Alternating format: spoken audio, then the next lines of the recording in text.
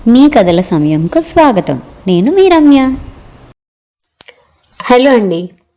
భానుమతి గంటి గారు రాసిన ఆ ఇద్దరు నవల 5వ భాగం వినే ముందు భాగాల లింక్స్ కిందున్న డిస్క్రిప్షన్ బాక్స్లో ఉన్నాయి. ముందుగా వినేసి ఈ భాగం వినండి. ముందు భాగాలలో ఏం జరిగిందంటే, ఎయిర్ హోస్టెస్గా పనిచేస్తున్న గరిమని అవినాష్ ఇష్టపడి ఒప్పించి పెళ్లి చేసుకుంటాడు. కొన్ని రోజులు సరదాగానే ఆనందంగానే ఉంటారు. అవినాష్కి ఆల్రెడీ పెళ్ళయిందని, 2 ఆడపిల్లలు కూడా ఉన్నారని గరిమకు తెలుస్తుంది. ఆ విషయం గురించి అవినాష్ని నిలదీస్తుంది. అప్పుడు అవినాష్ నిజస్వరూపం బయటపడుతుంది. గరిమని కొట్టడం, మళ్ళీ బ్రతిమలాడడం, ఇలా చేస్తూ గరిమని హింసిస్తుంటాడు. ఈలోగా గరిమ ఆత్మహత్య ప్రయత్నం చేస్తుంది, కానీ బ్రతికి బయటపడుతుంది. ఆత్మహత్య ప్రయత్నం తర్వాత అవినాష్ మరీ రాక్షసంగా ప్రవర్తిస్తూ ఉంటాడు. ఇది భరించలేక గరిమ తనకు పుట్టిన బిడ్డను తీసుకొని పుట్టింటికి వెళ్ళిపోతుంది. కానీ గరిమ పుట్టింటి వాళ్ల ముందు అవినాష్ మంచివాడుగా నటించి గరిమని తన బిడ్డకు దూరం చేస్తానని చెప్పి బెదిరించి మళ్ళీ వెనక్కి తీసుకొస్తాడు. ఇది ముందు భాగాల్లో జరిగిన కథ. ముందు ఏం జరగబోతుందో విందాం రండి. పీయూష్కి 3 సంవత్సరాలు ఇంకా నిండలేదు. అత్తగారు మనవడిని చూడాలంటే హరిగాం వెళ్లారు. ఇన్ని రోజులు అదేం ఊరో, దాని పేరేమిటో తెలుసుకోలేదు. ఈ మధ్య ఆ ఊరిని పేరుతో రిఫర్ చేస్తుంటే గరిమకు తెలిసింది. రెడ్ కార్పెట్ వెల్కమ్, వారసుడొచ్చాడని ఇంట్లో అంతా పండుగ వాతావరణం. ఆ ఊళ్ళో విదేశాలలో చదువుకున్న మొదటి వ్యక్తి అవినాష్. ఉద్యోగం, వ్యాపారం రెండింటినీ నిర్వహిస్తున్న సమర్థుడు యువకుడు రాజకీయ రంగంలోకి వస్తున్నాడు. హరిపూర్ని అభివృద్ధి చేయాలన్న సంకల్పంతో ఉన్నాడని, అన్నింటికీ మించి భూకామందు. ఆ పల్లెలో ఉన్న 2 రోజులు 4-5 చోట్ల మీటింగులు పెట్టారు. అన్ని చోట్ల గరిమ మాట్లాడింది. ఆ తర్వాత అవినాష్ మాట్లాడాడు. గరిమ స్త్రీల వెనకబాటుతనం, అవిద్య గురించి మాట్లాడింది. అన్నింట్లో ఆమె అనుభవాలే ప్రతిధ్వనించాయి. అది అవినాష్కి ఓ రాజకీయ ఉపన్యాసంలా అనిపించింది. కానీ పరోక్షంగా తనని అంటుందని అనుకోలేదు. మీనాక్షిని కలుసుకోవడానికే వీలవలేదు. మీనాక్షి సంగతి ఇదివరకు తెలియలేదు, కానీ ఇప్పుడు తెలిసింది. ఓసారి మాట్లాడాలనిపించింది. మీనాక్షి తన గదిలో ఉన్నప్పుడు వెళ్ళింది గరిమ. మీనాక్షి, అవినాష్కి పెళ్ళైన సంగతి నాకు తెలీదు. తెలిస్తే నేను చేసుకునేదాన్ని కాదు. ఆమె ఏం మాట్లాడలేదు. మాట్లాడితే బాగుండుననిపించింది. అదే కుముతుతో అంది. ఎలా మాట్లాడుతుంది? అవినాష్ ఆమెను కాదని నిన్ను పెళ్లి చేసుకున్నాడంటే అది ఆమె స్త్రీత్వానికే అవమానం అనిపించింది. ఆమె బాధ మాకు తెలుసు కాబట్టి ఆమెకి ఏ విధమైన కష్టం రాకుండా చూడాలనే అనుకుంటాం. పైగా 2 అమ్మాయిలు కదా, కొడుకుంటే బాగుంటుందని అనుకున్నాం.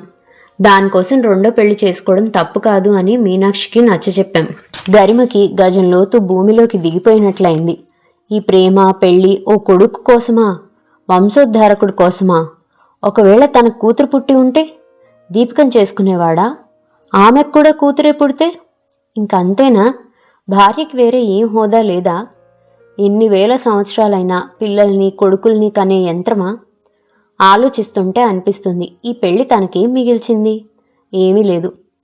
అవినాష్ లాంటి వాళ్ళకి సమాజంలో ఎక్కువ పనుంటుంది. అలాంటి వాళ్ళకి నువ్వే నీలాంటి భార్య ఉండాలి.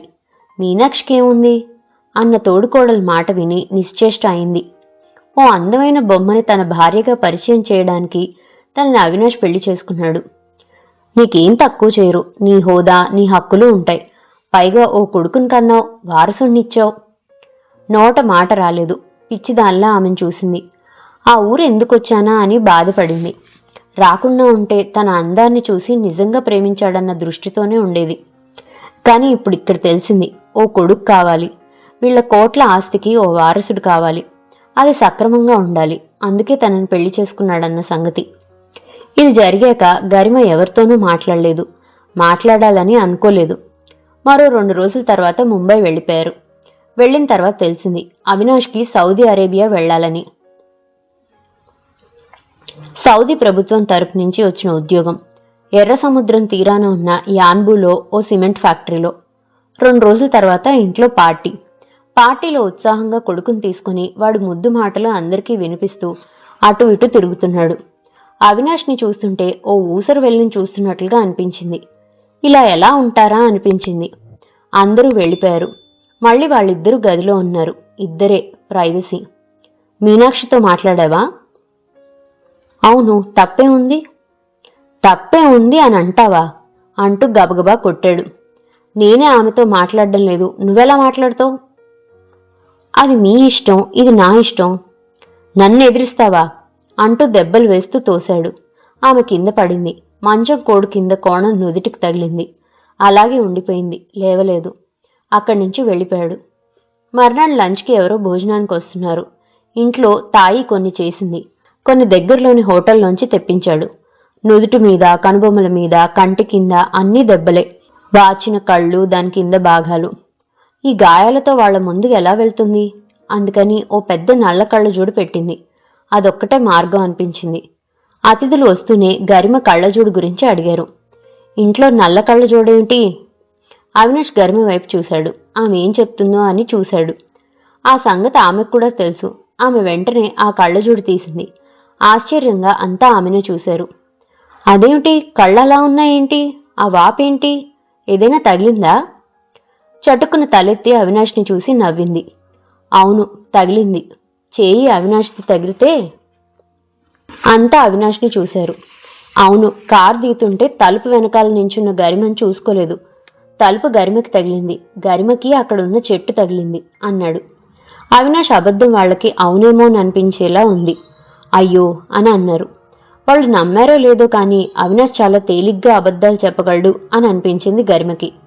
రాత్రి మళ్ళీ పడగ్గది, ప్రైవసీ. సిగ్గులేదా? అవినాష్ చేయి అని చెప్తావా?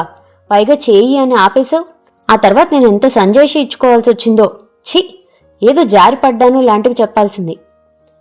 మంచం చివర కూర్చున్న గరిమ ఒక్కసారి లేచింది. అవినాష్ ముందుకు వచ్చి నించుంది. నిజమే, సిగ్గులేదు. అయినా సిగ్గు నాకెందుకు ఉండాలి? నీకుండాలి. భార్యని గౌరవించలేని వాడివి రాజకీయాల్లో ఎలా ఉంటావు? నీకే సంస్కారం, నీతి లేనప్పుడు ప్రజలకేం చెప్తావు? ఇంకా నయం, జరిగింది జరిగినట్లుగా చెప్పలేదు. చెప్పుంటే నీ సిగ్గుపోయేది. మరోసారి ఇలాంటివి జరిగితే దాన్ని ఎదుర్కొనేందుకు నీకు ధైర్యం ఉండదు. అందరి ముందు నీ చేయి ఏం చేసిందో చెప్తే అది నీకెంత అవమానమో ఒక్కసారి ఊహించు. ఏం బెదిరిస్తున్నావా? బెదిరించడమా? నేనా? నేను నిజం చెప్తున్నాను. ఇది షాకింగ్గా ఉందా? నిష్కర్షగా మాట్లాడితే కర్కశంగా అనిపిస్తుందా? నేను ఇంక అబద్ధాలు చెప్పి నేను నిన్ను రక్షించలేను, రక్షించదలుచుకోలేదు. నా ముక్కు బద్దలైనా, చెంపలు వాచిపోయినా, కళ్ళు పోయినా, నుదురు చిట్లినా, తల పగిలినా నేనింక దాచను. ఈ అబద్ధపు ముసుగు వేయను. నీ తత్వం ఎలాంటిదో ప్రజలకు తెలియాలి. చూద్దాం అంటూ గదిలోంచి బయటికి వెళ్ళిపోయాడు. పొద్దున్నే గరిమ అవినాష్ని చూస్తూ అంది. మన పెళ్లి లీగల్ అవునో లేదో నాకు తెలీదు, కానీ నేను నీతో ఉండను. నా బ్రతుకు నేను బ్రతుకుతాను. ఒక్కసారి కళ్ళల్లో బెదురు. సారీ గరిమ, ఇక మీదట ఇలా జరగదు. ఏమిటో కోపం వచ్చేసింది, కంట్రోల్ చేసుకోలేకపోయాను. అదే పశుత్వం అంటే. పశువులకి కోపం వస్తే ఆలోచించవు, వాటికి ఇష్టం అయినట్లు చేస్తాయి. నువ్వు కూడా అంతే. నేను ఉండలేను. నన్ను పంపు, లేదా నేనే వెళ్ళిపోతాను. మరో నెలలో సౌదీ వెళ్ళబోతున్నావు. ఇప్పుడు నువ్వు ఇలా బ్లాక్మెయిల్ చేస్తే ఎలా? నేనేం చేయాలి? నీ ఇష్టం, ఏమైనా చేసుకో, నేను మాత్రం వెళ్ళిపోతాను అంటూ గదిలోకి వెళ్ళిపోయింది. పెట్టె సర్దుకొని బయటికి వచ్చేసరికి అవినాష్ లేడు. మరో 5 నిమిషాలకు తెలిసింది పీయూష్ కూడా లేడని. తలుపులు తీసుకుని బయటికైతే వెళ్ళాడు కదా. మరోసారి బాత్రూంలు 2, బాత్ టబ్బు, గదులు, బకెట్లు అన్నీ చూసింది. వంటింట్లోని క్యాబినెట్లు, బీరువాలు, ఆఖరికి ఫ్రిడ్జ్ కూడా చూసింది. ఎక్కడా లేడు. అవినాష్ తీసుకెళ్ళిపోయాడా? తన కొడుకుని తనే కిడ్నాప్ చేశాడా? ఓ తండ్రి అలా చేయగలడా? గంటైంది, పీయూష్ జాడలేదు. అసలు అవినాష్ వాడిని తీసుకెళ్లాడా లేదా? ఏం చేయాలి? పోలీస్ రిపోర్ట్ ఇస్తే? ఒకసారి అవినాష్కి ఇన్ఫర్మేషన్ ఇచ్చాక రిపోర్ట్ ఇస్తే? అవినాష్కి ఫోన్ చేసింది. బాబు కనిపించడం లేదా? చల్లగా అడిగాడు. అంటే నువ్వు? అవును, బాబు నా దగ్గరున్నాడు. బాబు కావాలంటే నువ్వు వెళ్ళిపోతానని అనకు. నాతో సౌదీ వస్తున్నావు. వీసా కోసం కన్సులేట్కి వెళ్ళాలి. చెప్పు, వస్తున్నావా లేదా? హిస్టీరియా వచ్చినట్లుగా అరిచింది. చెప్పు, ఏం కావాలి? మళ్ళీ ఓడిపోయింది. పౌరుషం లేదు, సిగ్గు లేదు, అభిమానం లేదు. నిజానికి అన్నీ ఉన్నాయి, కానీ పనికి రాకుండా పోతున్నాయి. న్యాయం జరగాలంటే న్యాయాన్ని ఆశ్రయించాలా? చట్టాన్ని ఆశ్రయించకుండా అవినాష్ మంచిగా ఉండేలా ఉంటే ఎంత బాగుంటుంది. పోట్లాటలు, దెబ్బలాటలు, కొట్టుకోడాలు లేని కాపురం ఓ కలలాగా ఉండిపోతుంది. అలాగే మిగిలిపోతుందా ఎప్పటికీనా? తెలియకుండా అభద్రతా భావం చోటు చేసుకుంటుంది. తనలో తన మానసిక స్థితిలో మార్పులు జరిగిపోతున్నాయి. తను బలైపోతుంది. ఈ కిడ్నాప్కి అవినాష్ అడుగుతున్న ర్యాన్సమ్ తనని మూల్యం చెల్లించుకోవాలి. అంటే తను అవినాష్తో ఉండాలి. అవినాష్ దగ్గరికి వెళ్ళడం ఇష్టం లేదు. పీయూష్ని పోగొట్టుకోవడం కూడా ఇష్టం లేదు. ఈ దేశంలో ఒంటరి ఆడవాళ్లు, వృద్ధులు, పిల్లలు ఎక్కువ అభద్రతల మధ్య బతుకుతున్నారని తెలుసు. కానీ వినని విషయం ఏమిటంటే నిండు కుటుంబాలలో పైకి కనబడని విధంగా హింసకి గురి అవుతున్నారని ఇప్పుడు రుజువవుతుంది. చెప్పుకోవడానికి వీల్లేనిది, చెప్పినా నమ్మలేనిది. నేనిప్పుడు తారాపూర్వాల ఆక్వేరియంలో ఉన్నాను, నువ్వురా. మరోసారి అవినాష్ దగ్గరికి వెళ్ళింది. గరిమకి అవమానం అనిపించింది. బ్లాక్మెయిల్ చేయడం ఇది మొదటిసారి కాదు. బ్లాక్మెయిల్ అని తెలుసు, అయినా వెళ్ళడానికి సిద్ధమైంది. మనసంతా కుచించుకుపోయింది. మరో నెలకి పీయూష్ని తీసుకుని యాంబు వెళ్ళింది గరిమ. ఓ రోజు కొంచెం, మరో రోజు కొంచెం విన్న మాధవికి చాలా ఆశ్చర్యం వేసింది. పల్లెటూళ్ళ వాళ్ళకి భార్యాభర్తల దెబ్బలాటలు, వాగ్వివాదాలు అన్నింటినీ యాక్సెప్ట్ చేయడం అది రోజువారీ చర్యలో ఒకటే అనుకుంటారు. అందుకే వాళ్ల పోట్లాటల్ని, గొడవల్ని చెప్పుకుంటారు. దాన్ని అంగీకరించని వాళ్ళు బయటికి చెప్పుకోవడానికి సిగ్గుపడతారు. అందుకే మాధవికి గరిమ సంసారం గురించి విన్నాక సందేహం కూడా కలిగింది. అయితే మేడం, నాకు డౌట్. మేం భర్తలకి తలొగ్గినా అప్పుడప్పుడు ఎదురిస్తాం. అంత పట్నంలో పుట్టి పెరిగిన మీరు, ఓ అందమైన ఉద్యోగం చేసిన మీరు ఒక్కసారైనా ఎదిరించలేదా? ఆ ఎదిరింపు పోట్లాట్లతో ముగిసేది. అయితే ఒకసారి తీవ్రంగా ఎదిరించాను, కానీ దాని ప్రభావం పెద్దగా పడలేదు. ఓసారి ఢిల్లీకి ఏదో కాన్ఫరెన్స్ ఉందని వెళ్ళాం. పీయూష్ ఓ ఏడాదివాడు. అది చలికాలం, బయటికి వెళ్దామని అన్నాడు. నేను రానన్నాను. బాబుని తీసుకొని వెళ్తానన్నాడు. వద్దన్నాను. నువ్వు రావు, వాడిని నాతో పంపవు అంటూ దెబ్బలాట మొదలెట్టాడు. సంసారం సాఫీగా సాగాలంటే ఎవరో ఒకరు మారాలి. నేనే మారాలనుకున్నాను. కానీ ఎప్పటికప్పుడు రెచ్చగొట్టేస్తుంటే ఏం చేసేది? అటువైపు వాళ్ళు కూడా శాంతంగా ఉంటేనే కాపురం ప్రశాంతంగా ఉంటుంది. అంత సీన్ లేదు. అందుకే పోట్లాడాల్సి వచ్చింది. నేను వద్దన్నానని గబగబా మంచం మీదున్న పీయూష్ని చేతిలోకి తీసుకున్నాడు. నేనే మారాలి అనుకున్న దాన్ని ఆ క్షణాన మారడం అన్నది అనవసరం అనిపించింది. దానికోసం పసివాడి ఆరోగ్యాన్ని పణంగా పెట్టదలుచుకోలేదు. ఏం చేయాలో తెలియలేదు. అక్కడ డ్రెస్సింగ్ టేబుల్ మీద ఓ కత్తిరుంది. ఏదో కత్తిరించడానికి తీశాను. అది నాకు కనబడింది. అంతే, ఎత్తాను. వాణ్ణి మంచం మీద ఉంచేయి. వాణ్ణి మంచం మీద ఉంచాడు. వెంటనే నా మీదకి చెయ్యెత్తాడు. నా మీద చెయ్యి పడిందంటే నేను దీంతో పొడుస్తా. అప్పుడైనా లోకానికి నువ్వెలాంటి వాడివో తెలుస్తుంది. పెళ్ళైన ఇన్నేళ్లకి ఇప్పుడు మొదటిసారిగా యుద్ధం ప్రకటించాను. అవినాష్ కళ్లలో భయం. మనిషి ఒక్కసారి వెనక్కి తగ్గాడు. చాలా బలహీనంగా కనిపించాడు. అవినాష్, చాలు, హద్దులు దాటుతున్నావు. నా మానాన్ని నేను చక్కటి ఉద్యోగం చేసుకుంటుంటే వెంటపడి పెళ్లి చేసుకున్నావు. నీకు పెళ్ళయిందన్న సంగతి చెప్పలేదు. 2 అమ్మాయిలున్నారని చెప్పలేదు. మన పెళ్లికి నేను ఒప్పుకున్నాను. పెళ్లి మన ఇద్దరి ఇష్టప్రకారం జరిగింది. ఇష్టం పోయిందంటే నువ్వు నాతో ఉండాల్సిన పని లేదు. బాధలు పడుతూ నేను కూడా నీతో ఉండాల్సిన అవసరం లేదు. నేను నీ చెల్లెలనో అమ్మనో కాదు. మన మధ్య రక్త సంబంధం ఏమీ లేదు. కలిసి జీవించడానికి ఇద్దరి ప్రవర్తన బాగుండాలి. ఇద్దరిలోనూ మంచితనం ఉండాలి. ప్రేమించే గుణం ఉండాలి. ఇవేవీ లేనప్పుడు కలిసి ఉండాలన్న రూలేం లేదు. భార్యని గౌరవించడం నేర్చుకో. అప్రిషియేట్ చేయడం నేర్చుకో. ఎక్కడో పోలాండ్ కాన్సంట్రేషన్ క్యాంపుల్లో లాగా, యుద్ధ ఖైదీల్లాగా నీ దెబ్బలు, నీ తిట్లు భరిస్తూ ఉండాల్సిన అవసరం నాకు లేదు. ఇలా అన్నాను. కానీ మనసులో ఏదో ఓ మూల భయం, దీని పరిమాణం ఎలా ఉంటుందో అని. నిజంగానే కొన్ని రోజులు బాగానే ఉన్నాడు. కానీ పుట్టుకతో ఉన్న బుద్ధి ఎలా పోతుంది? అంతే. మళ్ళీ అవినాష్ ఏడుపుకి, మాటలకి లొంగిపోయాను. మరోసారి నేను ఓడిపోయాను. ప్రతిసారి ఓడిపోతూనే ఉన్నాను. ప్రతిసారి పీయూష్ని అడ్డం ఉంచేవాడు. దీపిక సంగతి ఏమైంది? శూన్యంలోకి చూస్తున్న గరిమ సమాధానం ఎప్పటికీ చెప్పలేదు. ఆమెకు పెళ్లి కుదిరిందని విన్నాను. మేం సౌదీ వచ్చాక ఆ సంగతి తెలిసింది. అందుకే వెళ్ళలేదు. ఏమైనా ఆమె చాప్టర్ ముగిసిపోయింది అని అనుకుంటున్నాను. వాకింగ్కి వెళ్దాం. పీయూష్ ఫుట్బాల్ ఆడుకోవడానికి వెళ్ళాడు కదా. విపరీతమైన గాలి వీస్తుంది. ఇద్దరూ శాల్వాలు చుట్టుకొని సముద్రం వైపు వెళ్లారు. రాత్రి అవినాష్ వస్తూనే మాధవి దగ్గరికి వచ్చాడు. రేపు నేను 5 గంటలకే జెడ్డా వెళ్తున్నాను. శాండ్విచ్లు, పచ్చి కూరగాయలు, పళ్ళ ముక్కలు, డ్రై ఫ్రూట్స్ డబ్బాల్లో పెట్టుంచు. 4-5 జ్యూస్ డబ్బాలు అన్నీ కూడా ఓ బ్యాగ్లో రెడీగా ఉంచు. మౌనంగా తల ఊపింది. గరిమ అవినాష్ గురించి చెప్పాక ఇంకా ఎక్కువ జాగ్రత్తగా ఉంటుంది. ఉదయం ఇల్లు నిశ్శబ్దంగా ఉంది. పీయూష్ని తీసుకువెళ్ళాడు జగజిత్. గరిమ యోగా ఎక్సర్సైజ్లు చేసి టేబుల్ దగ్గర కూర్చుంది.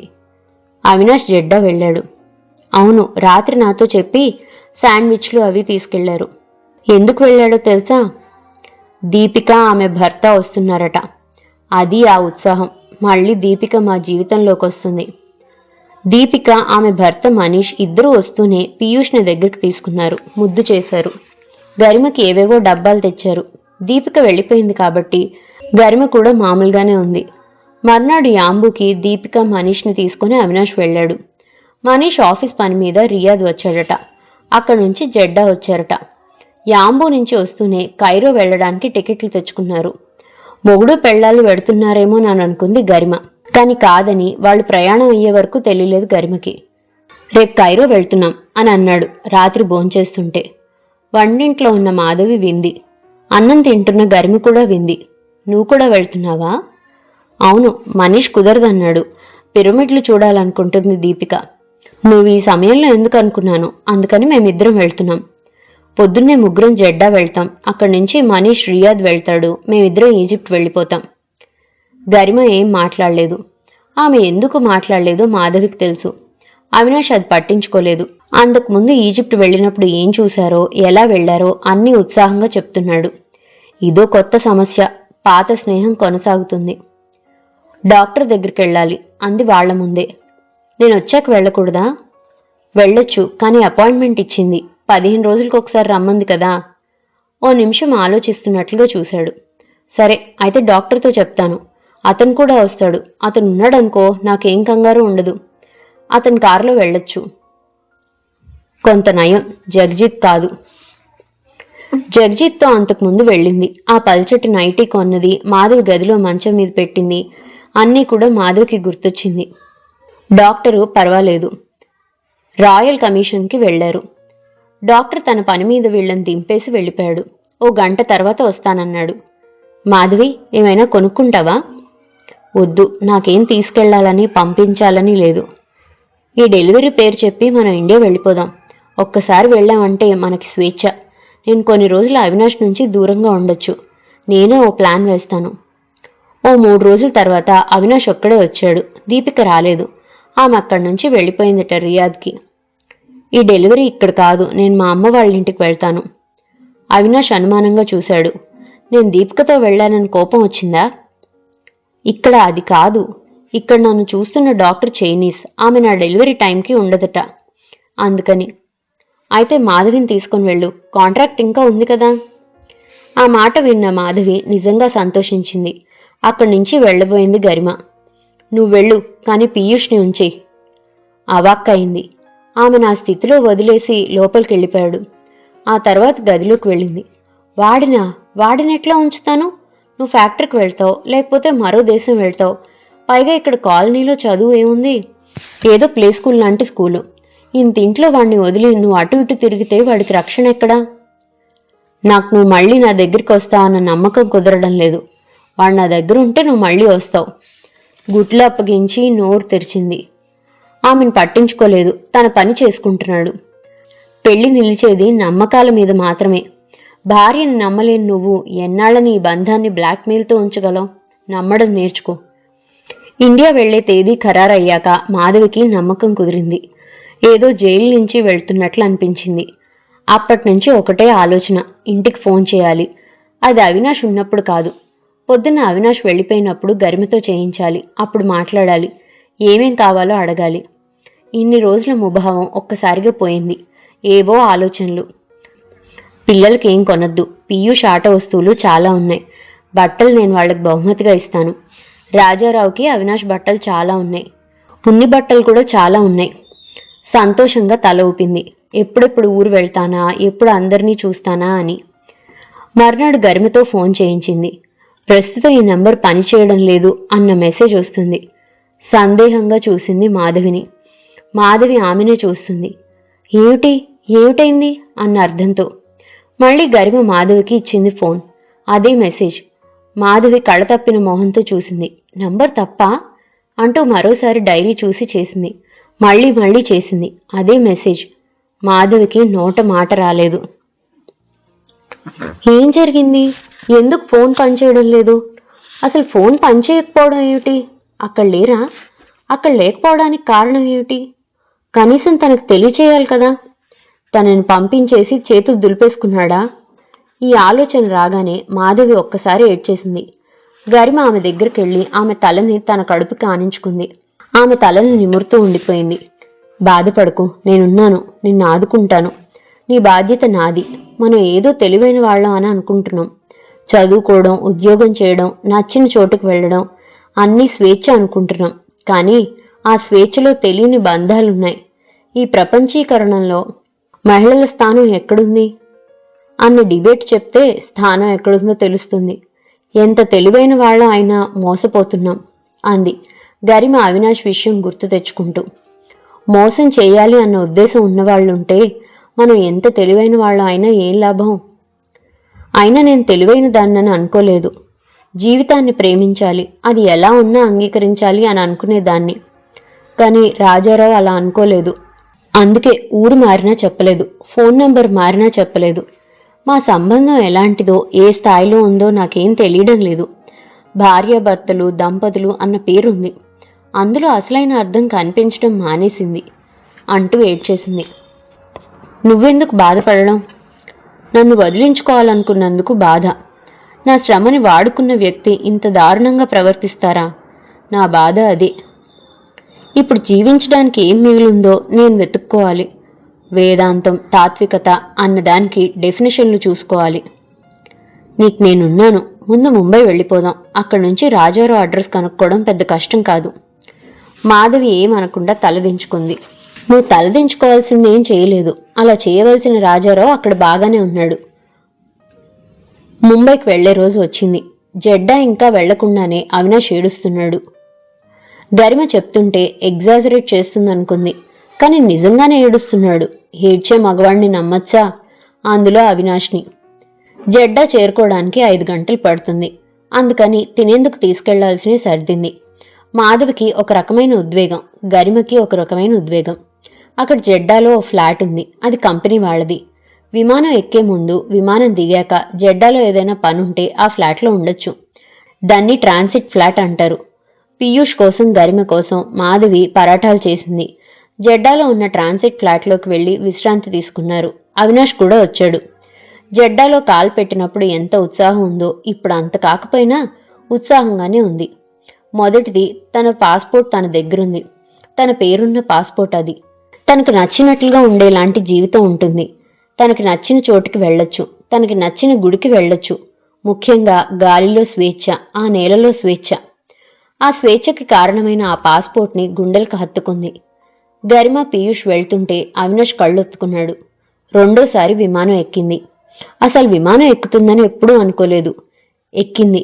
ఆ జీవితం, ఆ ఊరు, ఆ బజార్లు అవి ఎలా ఉంటాయో చూసింది. అదంతా గతం. ఇప్పుడు ముందు జీవితం గురించి ఆలోచించాలి. ఎవరో బలంగా తోసినట్లుగా విమానం పైకి ఎగిరింది. గుండ్రంగా ఎయిర్పోర్ట్ చుట్టూరా అమర్చినట్లు విమానాలున్నాయి. పైకి వెళ్తుంటే విమానాలు, బిల్డింగ్లు, ఎర్ర సముద్రం అన్నీ కూడా భూమి మీద నుంచి మాయమైపోతున్నాయి. శూన్యంలోకి, ఎటువంటి ఆకర్షణలు లేని దానిలోంచి వెళ్తుంది. అవన్నీ భూమి మీదే, అన్నీ మనుషులకే. ఎంతో విశాలంగా ఉన్న నీలాకాశం, నక్షత్రాలు చూస్తుంటే ఎంత పెద్దదో ఈ విశ్వం అనిపిస్తుంది. గరిమ ఏదో పాటలు వింటున్నట్లుగా కళ్ళు మూసుకుంది. పీయూష్ సినిమా చూస్తున్నాడు. మాధవి అలసటతో కళ్ళు మూసుకుంది. గబుక్కన మెలకు వచ్చి కింద చూసింది. నల్ల అరేబియా సముద్రం, టార్చ్ లైట్లలా ఉన్న ఓడలు. రాను ఓడలు చిన్న చిన్న మణిద్వీపాల్లా వెలిగిపోతున్నాయి. ఒక్కసారిగా విమానం కిందకి దిగింది. ఎయిర్ ట్రాఫిక్ లైట్లు, ఎయిర్పోర్ట్ లైట్లు అన్నీ కలిసి పట్టపగలుగా అనిపిస్తున్నాయి. కానీ మూలలో చీకటి అలాగే ఉండిపోయింది.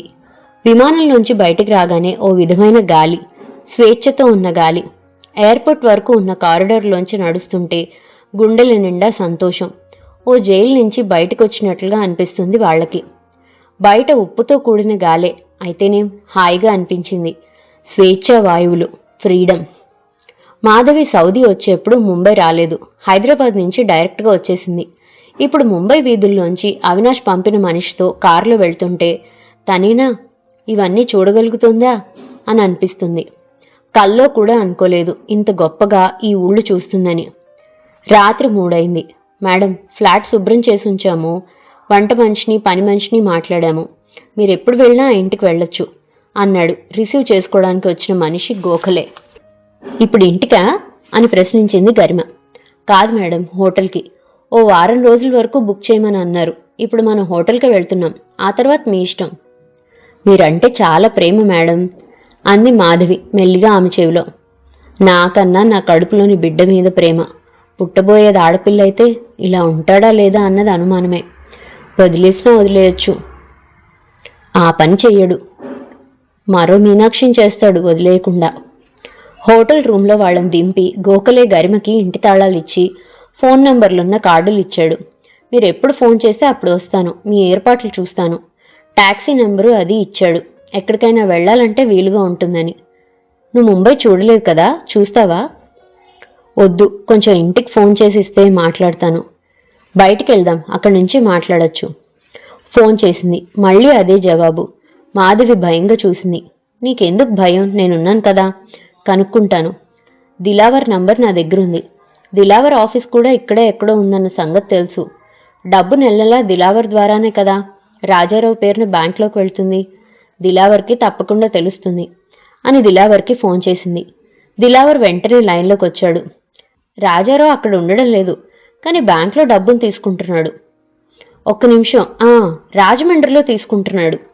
అదే చెప్పి మాధవిని చూసింది. ఇలాంటి భర్తలు కూడా ఉంటారా? ఇలాంటి భర్తలు కూడా ఉంటారు. గరిమను ఎంతో జాగ్రత్తగా చూసుకునే అవినాష్ తన సంగతి అసలు పట్టని రాజారావు. పోలికే లేదు. ఒకటి మాత్రం నిజం, ఇద్దరూ భర్త హోదాలతో సమయం వచ్చినప్పుడు అణగదొక్కడానికి ఏమాత్రం వెనకాడని వారు. ఓసారి మా ఇంటికి వెళ్ళొస్తాను. నన్ను వదిలేసి వెళ్తావా? అవినాష్ అస్సలు ఊరుకోడు. అయినా దిలావర్ నెంబర్ కనుక్కుంటానని అన్నాడు కదా. చూడొచ్చు. అయినా ఇన్ని రోజులు సౌదీలో ఉన్నావు కదా, ఇప్పుడు కూడా అలాగే అక్కడే ఉన్నట్టుగా అనుకో. అన్నట్టుగానే దిలావర్ నంబర్ ఇచ్చాడు. నువ్వు మాట్లాడతావా? తల అడ్డంగా ఊపింది. మీరే మాట్లాడండి. ఓసారి రమ్మని మనండి. పిల్లల కోసం తెచ్చిన బొమ్మలు బట్టలు అవి పంపించవచ్చు. ఫోన్లో మాట్లాడి ఫోన్ పెట్టేశాక మాధవి ఆతృతగా చూసింది. ఏమన్నారు? ఏం మాట్లాడారు? ఏముంది, మనం అనుకుంటున్నదే. అడిగాను. ఫోన్కి ఏమైందో చెప్పలేదు. ఈ నెంబర్ ఎలా దొరికింది అని కూడా అడగలేదు. నీ గురించి అడిగాడు. బాగుందన్నాను. ముంబై వచ్చిందన్నాను. కంగారు పడిపోయాడు. కాంట్రాక్ట్ పోయిందేమోనని. లేదు, 3 ఏళ్ళు నా దగ్గరే ఉంటుందని, జీతం సౌదీలో లాగా ఇవ్వడం కుదరదని, ఈ హోటల్లో వారం రోజులు ఉంటామని, ఆ తర్వాత ఇంటికి వెళ్ళిపోతామని అన్నాను. సరే వస్తానని అన్నాడు. ఇప్పుడు సంతోషంగా ఉందా?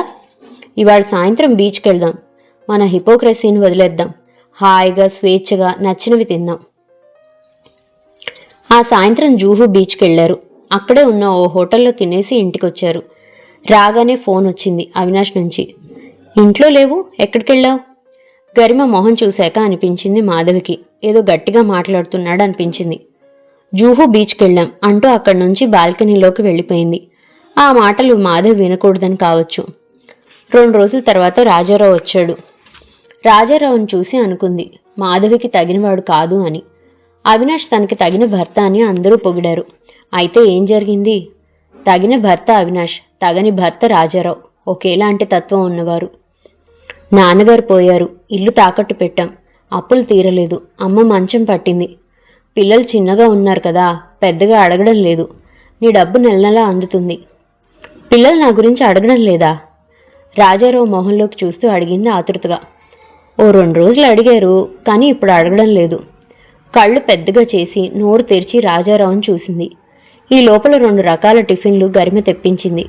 రాజారావు తినలేదు. కాఫీ మాత్రం తీసుకున్నాడు.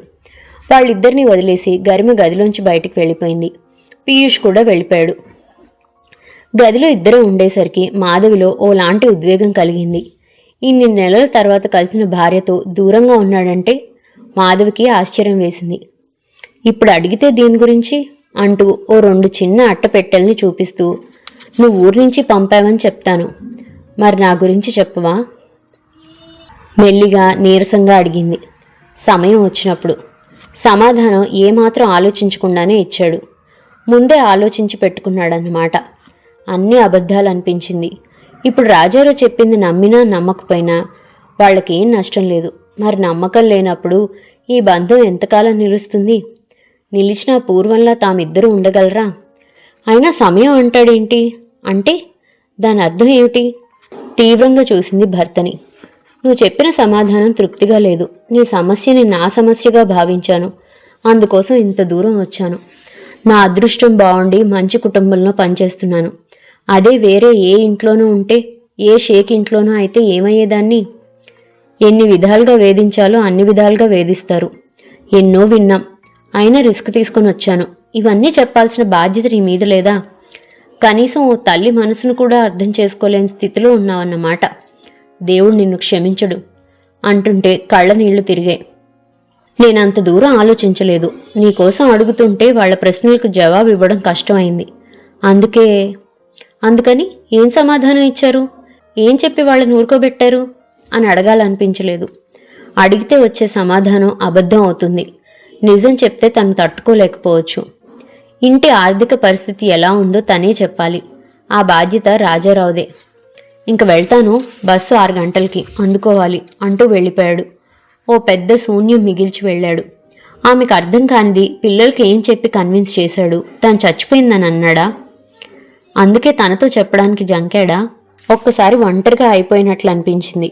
అరచేతుల్లో మోహన్ దాచుకొని ఏడ్చేసింది. రాజారావు రావడం, సామాన్ తీసుకొని ఓ అరగంటలో వెళ్ళిపోవడం అంతా ఓ కలలా అనిపిస్తుంది. అన్నట్లుగానే అవినాష్ మరో 4 నెలలకి వచ్చాడు. అవినాష్ ప్రవర్తనలో మార్పు ఏం కనపడలేదు. ఈ సమయంలో కూడానా? కోపం కంట్రోల్ కాని మనిషికి సమయాలేం తెలుస్తాయి? ఎప్పుడు వెళ్ళిపోవాలనుకున్నా ఏదో ఒక బంధం కట్టేస్తోంది. ఈ హిపోక్రిటికల్ జీవితం వద్దు. ముసుగులో నలుగుతున్న బంధాలొద్దు. ఈ హైఫై జీవితం వద్దు. సంకెళ్లతో బిగుసుకుంటున్న ఈ ఐశ్వర్యాలు, హోదాలు వద్దు. ఈసారి ఏదైనా గొడవ లాంటిదైతే నేను వెళ్ళిపోవడం ఖాయం. మాధవి ఉలిక్కి పడింది ఆఖరి మాటలకి. దిగులుగా డీలా పడిపోతూ అడిగింది, ఎక్కడికి? నాకు అన్ని విధాలుగా సాయపడేది, వెనక నిల్చునేది మా వాళ్ళు, అమ్మా నాన్న అక్కయ్యలిద్దరూ. మరి నేను? అయోమయంగా చూసింది. నువ్వు మీ ఇంటికి? ఆమె మొహంలో నీడలు. నిశ్శబ్దంగా ఉండిపోయింది. రాజారావు దగ్గరికా? ఏమాత్రం ఉత్సాహం చూపని తన పిల్లల దగ్గరికా? నీకోసం కలవరించేస్తున్నారు అని అంటే ఎగిరి గంతేసి వెళ్ళిపోయేది. కానీ ఇప్పుడు? గరిమ చిరునవ్వుతో చూసింది. నేనెక్కడుంటే నువ్వు అక్కడే. నీది సంవత్సరం అయింది కాబట్టి సెలవు తీసుకొని మీ ఊరు వెళ్ళు. ఓ 15 రోజుల తర్వాత నేనెక్కడుంటే అక్కడికే వచ్చి. మాధవి మాట్లాడలేదు. రెండో కొడుకు పుట్టినందుకు పెద్ద పార్టీ ఇచ్చారు. ఈసారి అత్తగారు తన కొడుకులు కోడళ్లతో వచ్చారు. వాళ్ళందరిలో తను వేరే అన్న భావం ఉండేదేమో నన్ను అనిపిస్తుంది. ఊరు వెళ్ళాలి. శని ఆదివారం ఉండి ఆదివారం వచ్చేస్తాం. నేను రాను. మీనాక్షిని చూసినప్పుడు, వాళ్ళ పిల్లల్ని చూసినప్పుడు నాలో ఏదో తప్పు చేశానన్న భావం కలుగుతుంటుంది. వాళ్ళని ఎదుర్కోవడానికి నాకు ధైర్యం రావడం లేదు. ఇదివరకు నాకు వాళ్ళ గురించి తెలీదు. అప్పుడు నేను వచ్చేశాను. ఇప్పుడు నేను రాను. నువ్వు రావాల్సిందే. నాకిష్టం లేదు. నన్ను ఒత్తిడి చేయకు. నేను రాను. ప్రతిసారి ప్రతిదానికి తల ఊపుతూ నీ వెనకాల రాను. ఆమె మాటలు విననట్లే ఉన్నాడు. ఇదండి ఆ ఇద్దరు 5వ భాగం. మరో భాగంతో మళ్ళీ కలుసుకుందాం. అంతవరకు సెలవు. ఈ కథ కనుక మీకు నచ్చినట్లయితే లైక్ చేయండి, షేర్ చేయండి. అండ్ మరిన్ని ఇంట్రెస్టింగ్ కథల కోసం ప్లీజ్ సబ్స్క్రైబ్ టు మీ కథల సమయం. Thank you.